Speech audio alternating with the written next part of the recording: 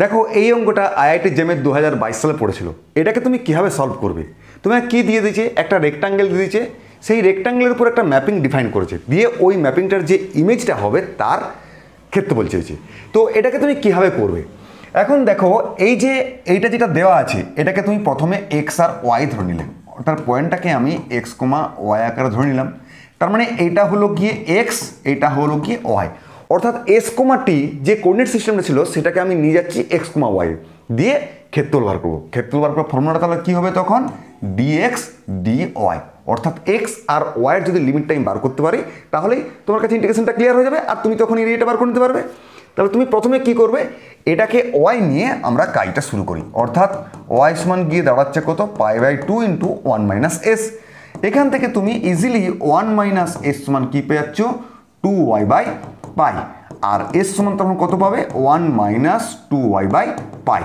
এবার দেখো তোমাকে কি বলেছে, এসটা 0 থেকে 1-এর মাঝখানে আছে, তার মানে যেহেতু s 0 to 1, তাহলে সেক্ষেত্রে আমি 0 to 1 - 2y/π <1।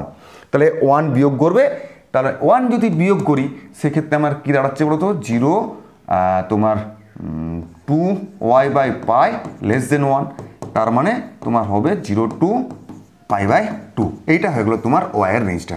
তার মানে ওয়াই তোমার থাকবে 0 to π/2 এর মধ্যেখানে। এরপরে ঠিক সেম কেস, এস তোমার দিয়েছে 0 to 1, তাহলে এখান থেকে এসটা বার করে ওই রেঞ্জে ফেলে দেবো। অর্থাৎ তোমার দেখো এক্স সমান যেহেতু π/2 × s × 1 - t, ঠিক আছে না? তার মানে 2x সমান কত পাচ্ছি বলো তো? পাই।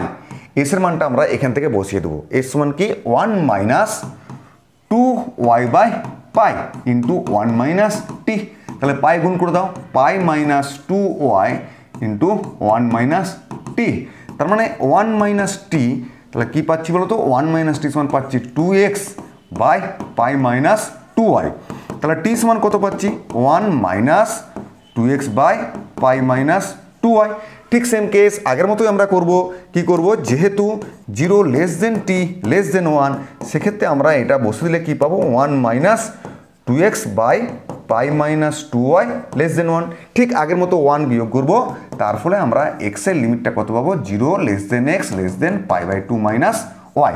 ব্যাস, এবারে ওয়াই লিমিট পেয়ে গেছি, এক্স এর লিমিট পেয়ে গেছি। এবারে আমাদের কাছে এরিয়াটা বার করতে খুব সোজা হয়ে যাবে। কি হবে? এরিয়া সমান, তাহলে এখানে একটা জিনিস দেখো, এখানে এক্স এর লিমিটটা ওয়াই ডিপেন্ডেন্ট কিন্তু ওয়াই ইন্ডিপেন্ডেন্ট, তাই না? তার মানে আগে আমাকে এক্স এর সাপেক্ষে ইন্টিগ্রেশনটা করতে হবে, অর্থাৎ 0 to π/2 - y আর 0 to π/2।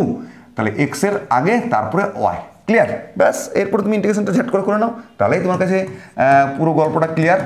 অর্থাৎ এক্সের ডিএক্স এর ইন্টিগ্রেশন করলে এক্স হয়, আর লিমিটটা বসিয়ে দেবো এখানটা 0 to π/2 - y dy।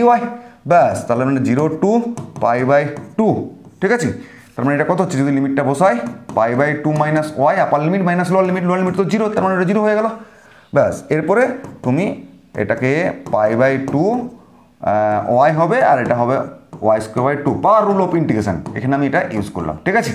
এবারে যদি আপার লিমিট বসে কত হচ্ছে? উপরটা হচ্ছে, এইখানটা হচ্ছে π²/4, আর এখানটা হচ্ছে π²/8, আর 0 বসালে গোটাই 0, তার মানে এখানটা কি হচ্ছে? π²/8।